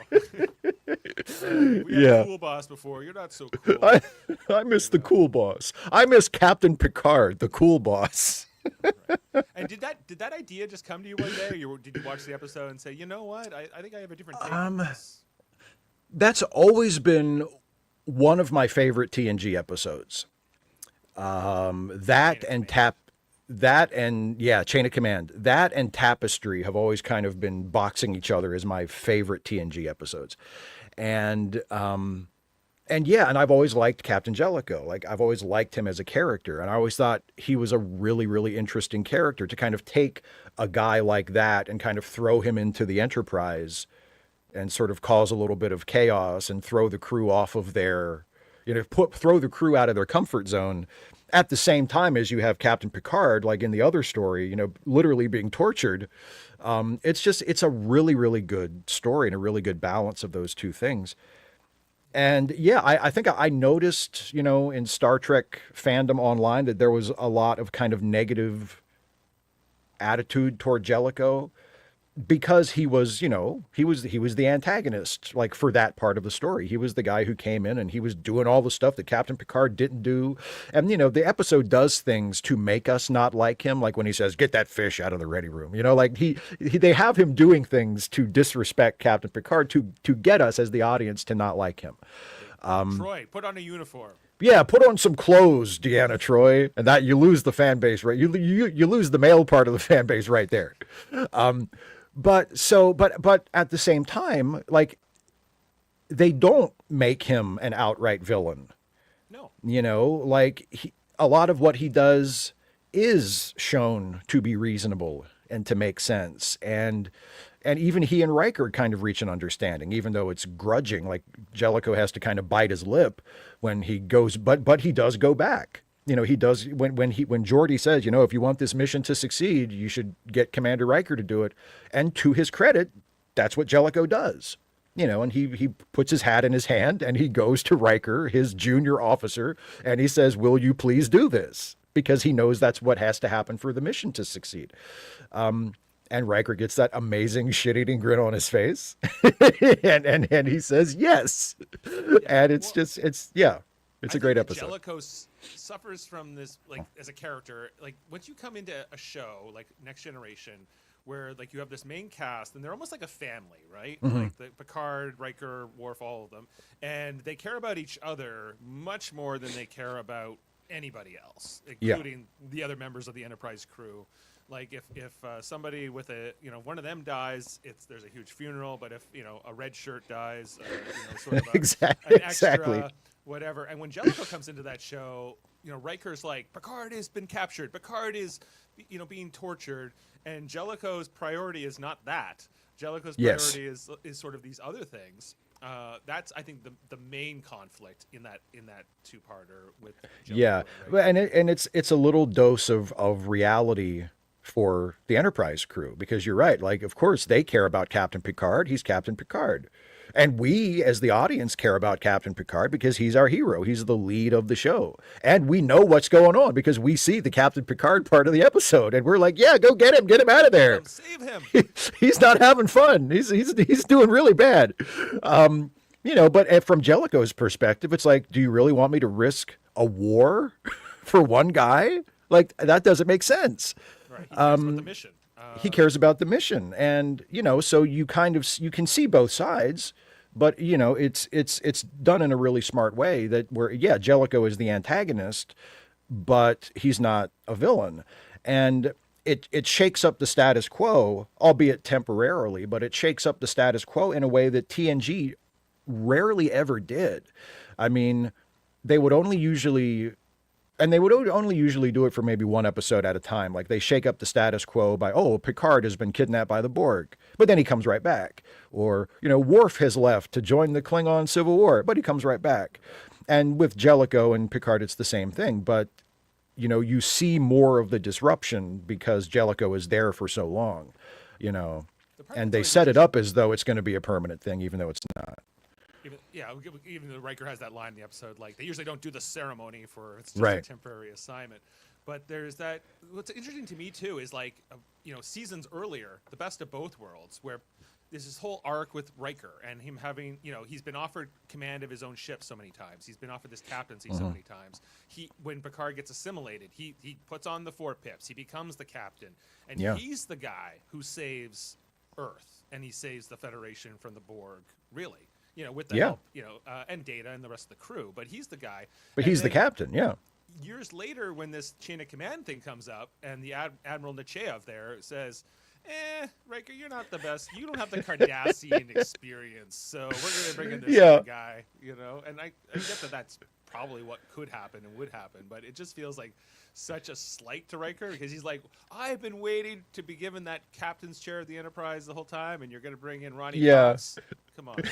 You're going to bring in the guy from RoboCop? What are you doing? Not right. Not right. Well, I did, that's one of the things, like, I think I've even talked about this in videos on my channel in the past. Like, if we're going to be real sticklers for realism here, none of those senior officers on the Enterprise would still be there by season 7 of TNG, let alone the last movie, where like they're all still in the same jobs that they've Same had rank. for like, yeah, it's like, no, I mean, Riker would be a captain, Data would be a captain, Geordi would be a captain, like Worf would be like with their experience and the missions we've seen them on where they've saved the world, they've saved the galaxy multiple times. Like, there's no way that Geordi would still be the chief engineer of a ship. He would be a captain. All of them would have been, promoted and given their own ships. That's just the way it works.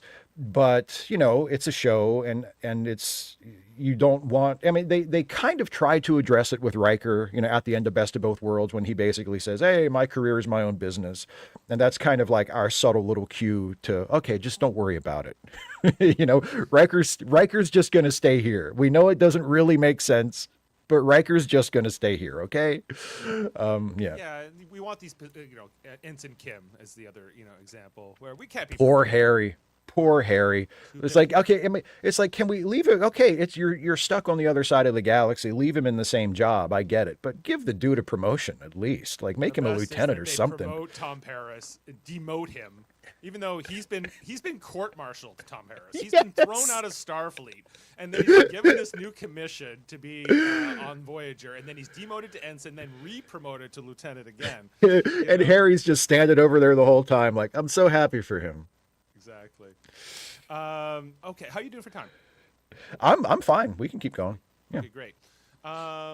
So wanted to ask you, maybe we go back to politics and Okay. Everything you've been doing there. So I wanted to ask you, what's it like being a thought leader, a strong voice on this side? You have a very large following that continues to grow. I saw you went past the whole 300,000 subscribers not too long ago, right? I did.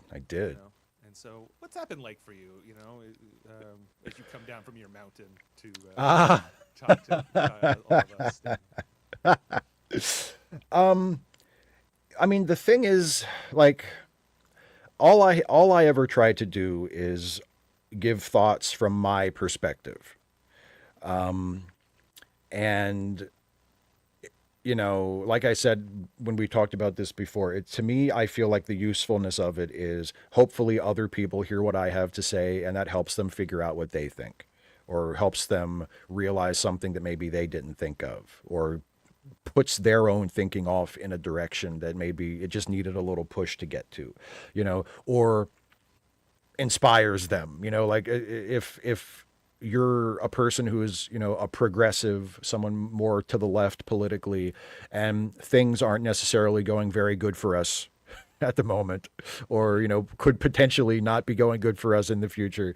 Sometimes it helps to hear someone on your side, not in a rosy, rose-colored glasses, like everything's actually great kind of way, in a realistic, pragmatic way, but just to say, hey, this isn't over yet. The world hasn't come to an end. History runs in cycles and we can still climb out of this. Like, all is not lost. We have to fight. We have to work. It's not all going to fix itself, but this is not a permanent condition. The good times don't last, but neither do the bad times. And sometimes that can help, It does. It does. And also it's good just for me as a writer and as a presenter, I guess, on YouTube.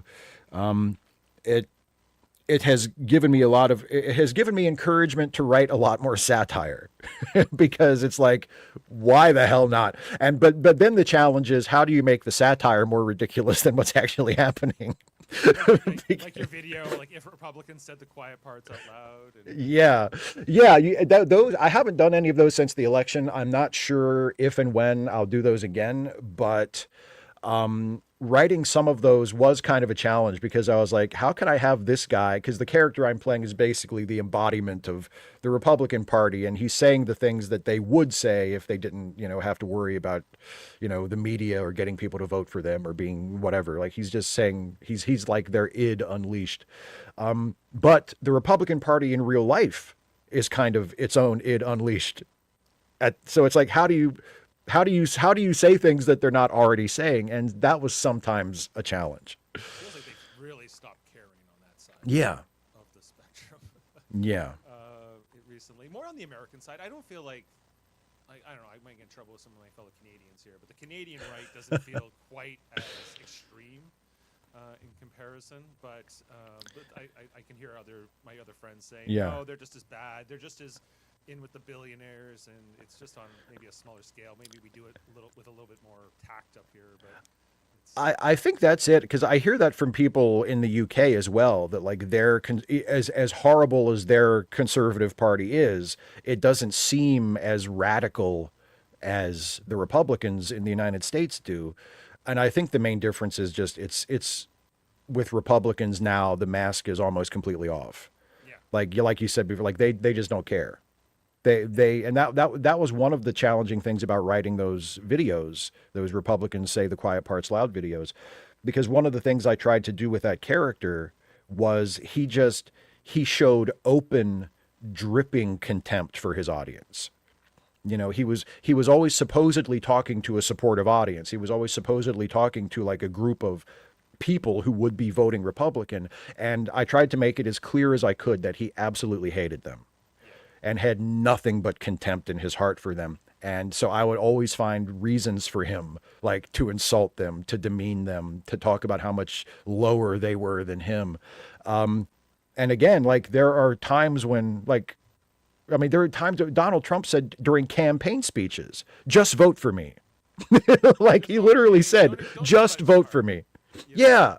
And that's not that far off from what I'm doing and trying to be satirical. So it's, yeah, Right. but I think that's the big the way difference. A lot of voters on the right feel that they feel like the left looks down upon them, hates them, sort of I don't know, diminishes them, and but it's quite the opposite. Is to your point, where I think so. Yeah. I mean, I think I think a lot of voters on the right, they have a really bad reaction when they feel like they are being that when a person on the left talks about, like for instance, talks about the United States having a history of racism, or white people as a group benefiting from racist institutions while people of color have been disadvantaged.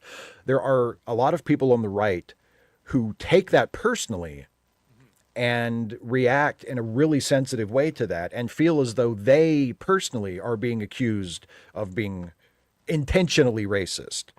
And they have a really reflexive negative reaction to that, and they feel like they as individuals are being judged. And who are you to tell me that I'm racist? And who are you to, I've had problems in my life too, and you don't understand. And it's like, okay, nobody's talking about you as an individual. They're talking about just the historical sociological fact that people who look like me have, on average, had it better than people who are black or Hispanic, or, people who have my gender or my sexuality have had it better than people who are gay or trans or whatever. Like, that's just a fact. It doesn't mean that anybody's saying that I am automatically a terrible person. It just means that I have benefited from systems that advantage people like me and disadvantage people who aren't like me. And, you can make it worse on yourself as an individual if you get really defensive about it and you say, oh, well, fuck me, well, fuck you too. Like, that's, you can make it worse. But that's usually what I see people on the right reacting to from people on the left. There are some. Yeah, it's like this instinct. It's an interesting human condition because it is. I've had that same feeling. Absolutely. It'd be like if somebody says, "Oh, all men are this way," or men treat women badly, or white people. Or even here in Canada, when we were having our 150th Canadian anniversary, like of Canada Day and Confederation, a lot of like the natives were like, "Hey, screw you guys! You took over our land, and maybe this shouldn't be as jubilant as you think you are." And I think having that, it's kind of a downer, but on the other hand, they're completely right. And so just being being willing to honor the history and understand where you came from and why that's important, I think it's something that's it's much harder to explain to people than you think it would be, you know. And it comes to Oh stuff yeah. online. Oh yeah. So that's tough. Yeah, it is. And that's the thing is like a lot of these issues do not have easy solutions. But the solution is never to do nothing. And I think with a lot, especially with like social issues like racism or sexism or, you know, discrimination against people because of their sexual orientation or their gender identity or, you know, discrimination against immigrants or people of religious minorities or whatever it is, you know, people with disabilities, etc. The solution on the right, for the most part, seems to be just don't do anything. Just forget it. Just ignore it. Just act like those people don't exist. Right. And, you know, and that's not, I don't see yeah, this. that seems to be the conservative answer to racism is, well, just stop talking about it. And it will go away. I don't think that's going to work. Yeah. It's like that. And, but you know, and I think a lot of the time that's where that resentment comes from. That suggestion of you should do something. You know, there is a problem and you should change something about yourself to help us solve this problem. And a lot of people react really, really negatively just to the suggestion of that. You know, like maybe you should look inward. Maybe you should, you know, question your own beliefs or your own assumptions. Maybe there is something, not in a blame kind of way, not in a you're a bad person, but just, you know, you were brought up in a certain culture, you were brought up in a certain context, your experiences are what they are. Maybe you have some biases, maybe you have some prejudices, maybe you have some assumptions that are based on wrong information or whatever. And you should be willing to look at that honestly and say, maybe there is something I could do differently with my life. Maybe I could change my approach to things. Maybe I should adjust my thinking or whatever. And, you know, some people react very, very badly to that. But that's such a Star Trek way of thinking about things, right? Like, Yeah. We see many times in the Next Generation and in the other Star Trek shows where a character's preconceived notions were completely, you know, upended and flipped on their head. And, you know, where Picard has that realization in The Measure of a Man, where he's like, well, we're talking about slavery. Yeah. Yeah. Too low. My wife keeps texting me that my microphone's too low. Hold on. Can you hear me okay? Yeah. I can hear you, but you are a little low. Yeah. I'm using the Murphy microphone. Well, but yeah, one of my you mentioned Picard realizing that the issue is slavery in Measure of a Man. There's an earlier scene in that episode that I brought out in my I think my most recent review of it, where it's the scene where Picard is talking to Data right after like Maddox has said, "I'm going to take your robot apart." And Data has said, you know, I don't want to do that. And they have that meeting between Picard and Data in the ready room, where at the start of that conversation, Picard, albeit reluctantly, seems ready to turn Data over.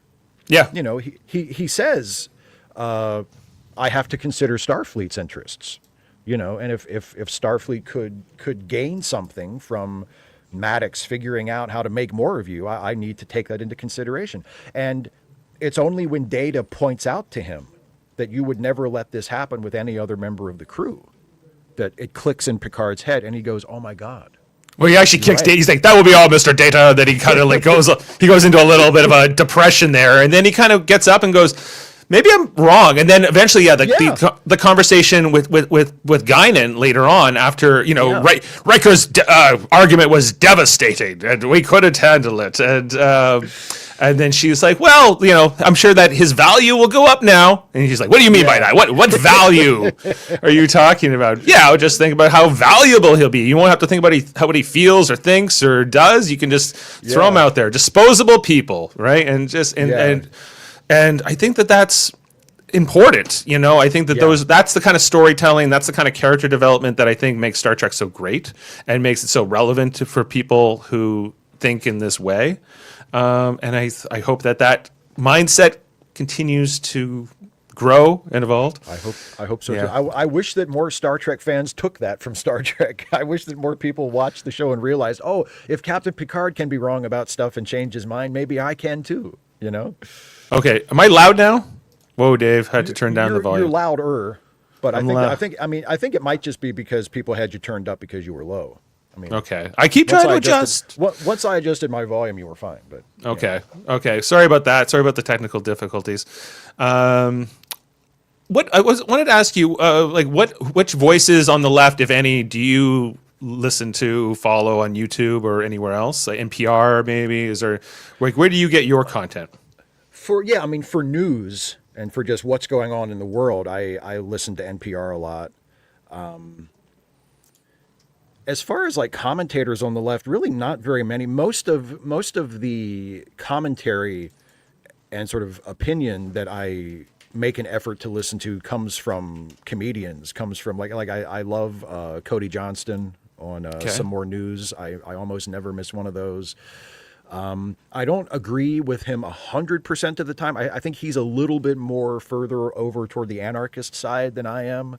But generally speaking, I think, I value his, sense of humor and the issues he brings out and the points he makes. But yeah, like I've never really, for a while I was listening to Keith Olbermann's podcast, and then I had to stop because he was complaining about his ex-girlfriends too much. Yeah. And I was like, dude, you're like 60 something years old. I don't want to hear about your ex-girlfriends. Just, There's that. He has some other ideas that I don't necessarily agree with. Yeah, Keith kind of, it's like, all right, Keith, what are you doing? For me, it's been like Brian Tyler Cohen and and Kyle Kalinske from Secular Talk. I don't know if you're familiar with any of them. But Yes. Oh, and Jesse Dollimore is another one that I listen to. Okay, I'm not familiar. And I guest hosted on his channel last year. But you all do is you're just consistent with your message, right? And you're just on point, and that means everything. You look at Bernie Sanders, who I think is an American politician I have a lot of admiration for, and he's just always consistent. He's always on message. He knows exactly what he's about. He doesn't worry about other political considerations in the same way that maybe other politicians are. And and I'm like, why can't Steve be president of the United States? Why? Oh God. Or at least in the cabinet, and like I would be issuing executive orders about like baseball. I would be doing like. Well, that was another question I wanted to ask you. What is your what's your spare time? What's your life outside of YouTube? Outside of whatever. What are your hobbies? Do you play softball in the summer? Do you like to travel, bike? I don't play softball. I do like to exercise. I do when the weather is nice. I do like to go for walks, to get my steps in, to to get my heart points. I have a fitness app. I'm 45 now, so I have a fitness app where you have to get so many heart points a day so you don't drop over. So I work out and try to stay in shape, and like when the weather's not permitting, I have an exercise bike that I do, for an hour a day. And if it's a nice day, I like to go. I'm fortunate that there's a really nice park around here that I can go for a walk in. And other than that, I mean, I try to keep up with movies. I watch probably about half a dozen movies a week. Half dozen? Half dozen usually every week, maybe every 2 weeks, as I have time, because I'm pretty busy with YouTube stuff, and but and also sometimes there are some days where I'm like, there's a new movie out that I should watch, but I just don't feel like it, and it's that kind of thing. Because one of my other things that I do in addition to my YouTube channel is I'm a co-host on a couple of podcasts with my best friend Jason Harding, and one of them is a movie review show, Late Seating, and we have a pre-show version of that for people who are patrons of the podcast. And for most of that, it's just me and Jason talking about movies that we've watched since the last time we did a show. So I make an effort to have watched a few movies between, shows, so I have something to talk about. So it's not just like, Steve, what did you watch this week? I don't know. Yeah. I love your banter with Jason. He's great. Jason's the best. Do you know him from elementary school? No, actually, we met through YouTube. He's from San Francisco, and we've never actually met in person, and we're going to have to fix that one of these days. But no, he used to be a YouTuber. He had a brilliant YouTube channel called Opinionville, where he did little comedy sketches with puppets that were that he wrote and performed all the parts in, and I mean, and he's just a genius. He's incredible. Yeah, he's a lot of fun. Your Picard reviews, in particular, when you guys were doing those together, were hilarious. Oh, those were so much fun. And hopefully, we haven't talked about it specifically, but hopefully when Strange New Worlds comes out for the new season, we're going to review those in the same way. But Great. But yeah, we met on YouTube. We knew of each other because we both had YouTube channels, and we would kind of like talk to each other in the comments of each other's videos. And then when the movie Man of Steel came out, which I guess was 2013, I did a live stream about that just to talk about the movie because I'm a big Superman fan and it's the new Superman movie. And I had like a panel on, and Jason was one of the people on for that. And we had a really good chemistry just on stream together. And a few months after that, he, messaged me and said, "Hey, I'm starting a podcast. Do you want to be on my podcast?" And I was like, "Yes, absolutely." So that's kind of, we sort of got to know each other through that. And now we're basically best friends. That's But nice. and it's cool because he's about 10 years older than I am. We have similar tastes as far as like popular culture and movies and TV shows, but not identical. So we can kind of butt heads, but also, agree on a lot of stuff. So it's a really nice dynamic. My favorite moment was when you were doing the Picard reviews, season 3, and you were getting all upset because Worf was referencing the changelings, and you were like, "They're making Deep Space Nine references," and then he was like, "But Steve, Worf is a Deep Space Nine character." That's true. He had me on that. You've got me on a technicality. Yeah, I will die on the hill that changeling stuff should not have been in a TNG reunion show. But anyway, yes. Yeah, I thought your point was well taken too. That it was like, well, that's not really their storyline. That's not the TNG storyline. So we're good news, everybody. We're bringing back the heroes of TNG to fight the main bad guys of Deep Space Nine. It's like, what?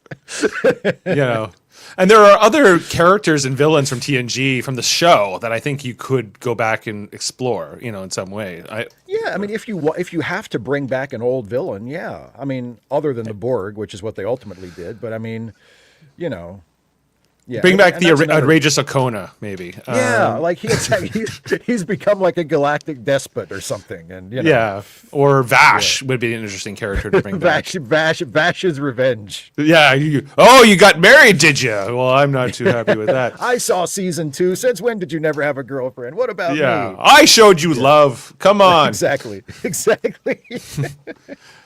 Well, Steve, I think that's all of my questions that I wanted to get to today. So thank you so much for coming in and talking with me today. Really appreciate it. We had a lot of live comments here. Just trying to see which ones here. I cannot stress how important it is to have boring politics. If your government are making headlines, it's almost always a bad thing. So that certainly seems to be the recent trend. Yeah. What did he do this time? Sean saying here, I had this out with someone the other day. They saw a crash after a joyride and assumed it was an immigrant. Pointed out that we have 92% native populations. So what brought them to think that? Yeah. Like it's just people got to turn down the anger and the rhetoric. And not be so quick on the trigger as far as making assumptions. Adam Woodward saying, I have noticed that even NPR has pulled back on the critique of Trump. I mean, it depends. Like I've heard some NPR stories that have been very critical of Trump and that have drilled down into sort of specifics about a lot of the things that the administration is doing that I haven't seen in other mainstream outlets. But there have also been situations where it has been criticized, and I think probably fairly, for not going as hard as they should have, or for, following the administration's wishes a little too much. So I mean, it's tough, but I think on balance NPR is better than most, but it's not unscathed for sure. Adam also saying, with every time that Trump or Leave It the press secretary? The press secretary, yeah. Yeah, doesn't agree with a reporter and bans them from the press corps, it becomes more and more dangerous. tell the truth or your opinion, and we will take your job away. Yeah, like, Yeah. and I guess one thing I did, I guess I said I had all my questions, but I was like, when is it going to get so bad that like the people can't stand it anymore? You know, is what I keep asking myself. But I mean, it depends on it. I guess it depends on what reaction you're waiting for. I mean, we just had the state of Wisconsin this past week had a state election to choose a new justice on its state Supreme Court. And that's just a state judicial election. But because the state Supreme Court has a lot of sway as far as districting and, that kind of thing, the Republicans really wanted a Republican-leaning justice on the court, so it would presumably rule in their favor if there was ever any kind of dispute. And so the Republican Party and Elon Musk poured just tens of millions of dollars into this state judicial race to try and get their preferred candidate elected, and they lost. And they lost by like a significant margin. Like, it was not a close election.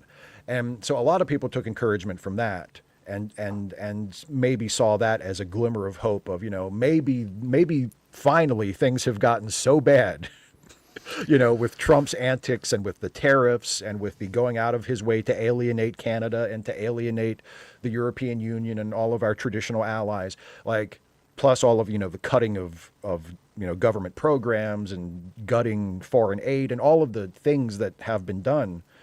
Maybe finally enough people are realizing, we can't allow this to happen anymore.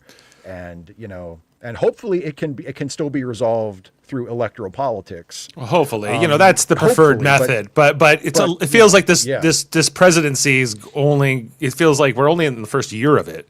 And assuming, and that's what a lot of people will say to me, is like, assuming it ends, assuming he doesn't try to stay in power, assuming he doesn't try to take over the government forever.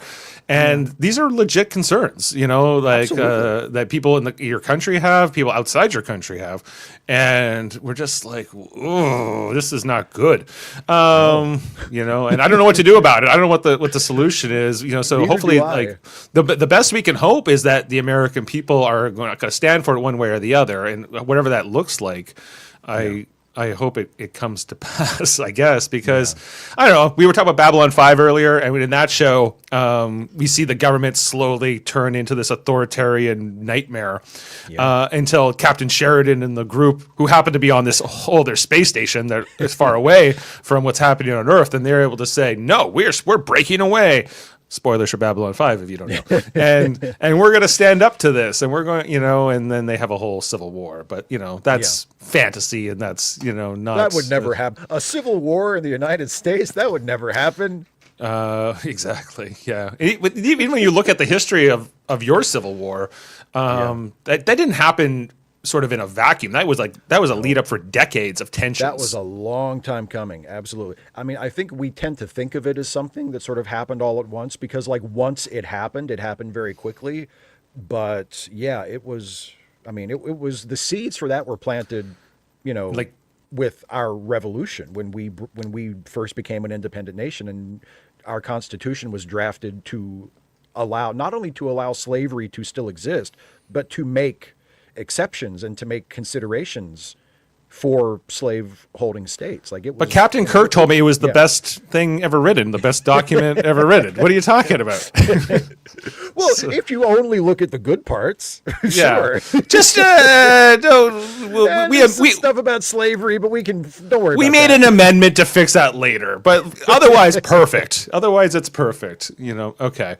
After decades of the antebellum South. Exactly. Thank you, Norman. Yeah. Okay. The more time goes on, the more the Handmaid's Tale of the USA goes. Yeah, like that's kind of the thing, and I don't know. Yeah. I hope it all works out. I hope that in the midterms, we get to the midterms and the Democrats take back the House, and maybe after that the presidency. Hopefully, but that's the best we can seem to do. That's the goal. But yeah, that's the goal. But I'll say this one thing: Trump gave us a gift in one sense, because we were on track up here to elect a conservative majority government. And now the Liberal Party has become way more popular all of a sudden. Trudeau stepped out, and now we have this new guy, Mark Carney. And he seems like the best guy to face Trump of the two main options we have, and therefore Trump is driving our election, even though so it's kind of like a bad thing turning into a good thing. I've heard that. I'm aware of that, and it's for the worst possible reason, but I'm glad that it's happening. That the fact that Trump has been such a dick to Canada for no reason at all, and relentlessly. Yeah, and we're going to make it the 51st state, and we're going to start a trade war, and we're going to impose tariffs, and it's like you're doing all of this for no reason. Canada's like our best friend. It's like we're breaking up with our best friend. It's how it feels. Like our prime minister, Carney, who's currently, he's running to become a true prime minister. Right now, he's kind of like an interim, and he's saying the relationship between of the United States being the leader of the free world is over. The United States leading the post-war global order is over, and these are amazing words for a Canadian prime minister to say. Absolutely. Like it sounds that way from our side too. Yeah. Yeah, and then Trump was like, "Oh no, he's the prime minister, and he's not a governor at all." And because they apparently had their first phone call a little while ago. So it's amazing how much of it seems to come down to whether or not Trump personally likes the other world leader. Because he called Trudeau the governor. He said he's the governor of Canada, of the great state of Canada. Yeah, but because Trudeau stood up to him, and Trudeau, famously Trudeau resisted the asshole handshake. Trump has the tough guy handshake where he tries to jerk him his direction, and Trudeau, the first time they met, was ready for that and didn't let him do that. And you could see in the video, Trump tries to do it like 2 or 3 times, and Trudeau is he's ready for it, and he's not letting himself get dragged over. And, I think Trump didn't like that. And, Trump hasn't liked other instances where Trudeau has kind of, I heard some rumor that, Trump maybe made eyes at his wife or something at some point, and he didn't like that. Maybe. I don't know. Who knows what's in his head? Who cares? But but then on the other hand, he's the president of the United States, and he's saying all these things about my country, and it's been amazing just to see Canada has turned not on the American people like yourself, Steve, but on this government and on this direction as a country. That it's as well you should as my country would if we were disrespected. My country turns on people even when we're not being disrespected. It's just I don't know what Trump expects the reaction to be. I don't think he cares because he just imagines a different reaction in his head. Like he still tells people, people in Canada, they want to be the 51st state. They want to be Americans. And it's like, it doesn't matter how loudly the actual Canadians are like, no, we don't. No, we especially the French Canadians. Exactly. It doesn't matter. He just makes up his own reality and he'll just tell people, people in Canada would love to be Americans. Like, it doesn't matter that that's not true. Because I'd say before all this started, there was some minority of Canadians that were pro-Trump or liked him or whatever, and maybe they still do, but they have all crawled under a rock now. Yeah. And so it's been kind of amazing. Like Canadians are only buying Canadian products now, and we're not taking vacations to the States. And but good for you. I do want to get back to a point of friendship and I think we're still friends, but it's not like we're enemies. But it's just this is not a great time in the relations of our country. So and it's like I said, it's on our side for the Americans. It's a self-inflicted wound. Like, it's not like there wasn't like an international incident. It's not like there was some kind of conflict. It was we elected a jerk who just decided to start mistreating Canada for no reason. For no reason, just this is just bad politics, bad diplomacy, no matter who you are, right? Yeah. So Carney is very pro-European and pro-open market. True. And so Canada's probably going to start making more ties with the UK and with Europe and everything else. Oh yeah, I think a lot of that's going to. I think there's going to be a lot of reorienting of just international agreements to leave out the United States. Mm-hmm. Because Canada's, why wouldn't you? Norman's an American. He's saying Canada has always and should resist the occasional annexation to Canada nonsense rhetoric.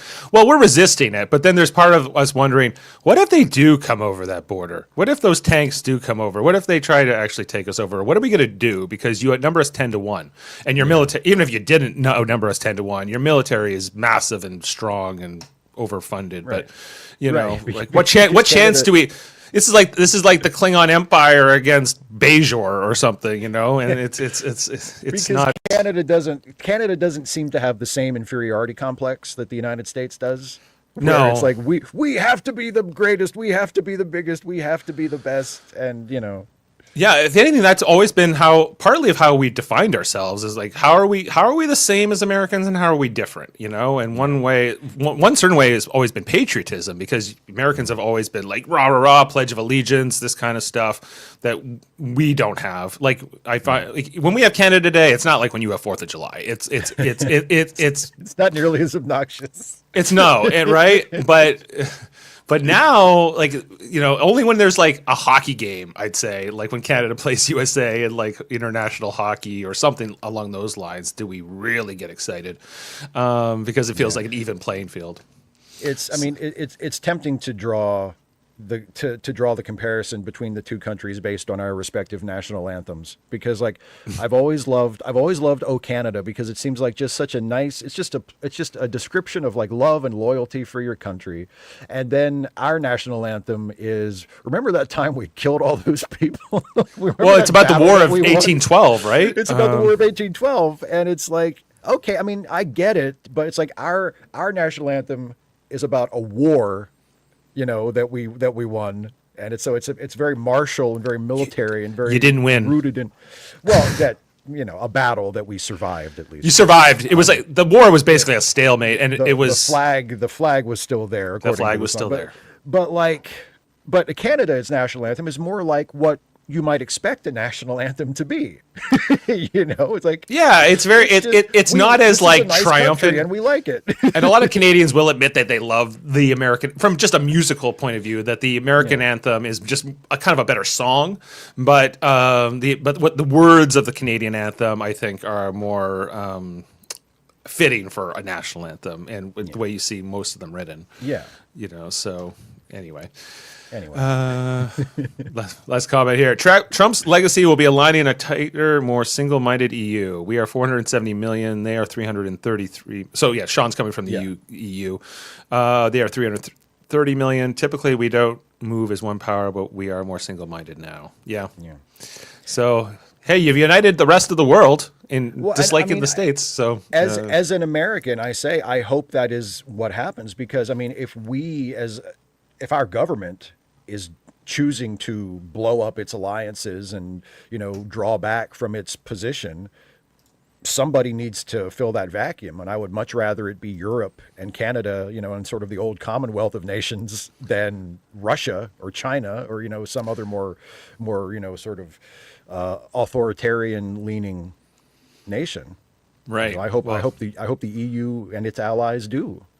I feel like that's the way we're heading. And it's not too long. Well, maybe it is too late to come to your senses over there, but keep doing what you're doing, Steve, because it's going to take a little while, but hopefully we'll get there.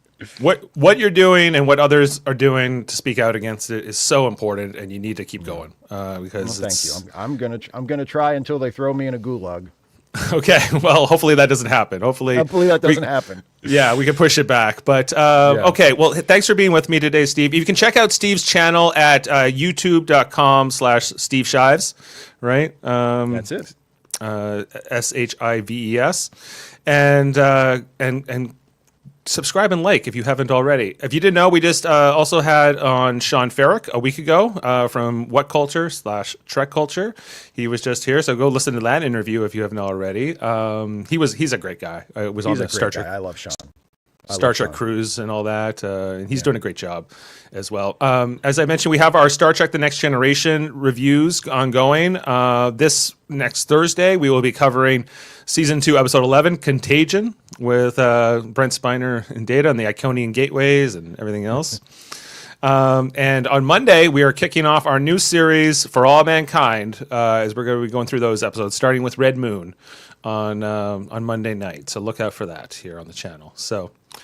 Well, I think that with that, we can sign off for today. And thanks for doing a full 2-hour interview, Steve. We really appreciate it. It was my pleasure. It was a good conversation. Yeah, and we'll hope you'll come back, maybe do another review, maybe do another radio theater in the near future. I would love to. Okay, well, until then, thanks everyone for being with us, and live long and podcast, and have a good one. See you next time. Beam up some Star Trek content with Live Long and Podcast. Tune in to X-Rated, the X-Men animated review show. Artistic interviews with graphic histories. A roundtable movie discussion with Hey, did you see this one? And movie reviews with Hold Up, a movie podcast. And while you're at it, spin a few records with Eamon on Track. Watch us duke it out on trivial debates. And let's chat about TV with the Super Mater Brothers. It's all here on the United Federation of Podcasts.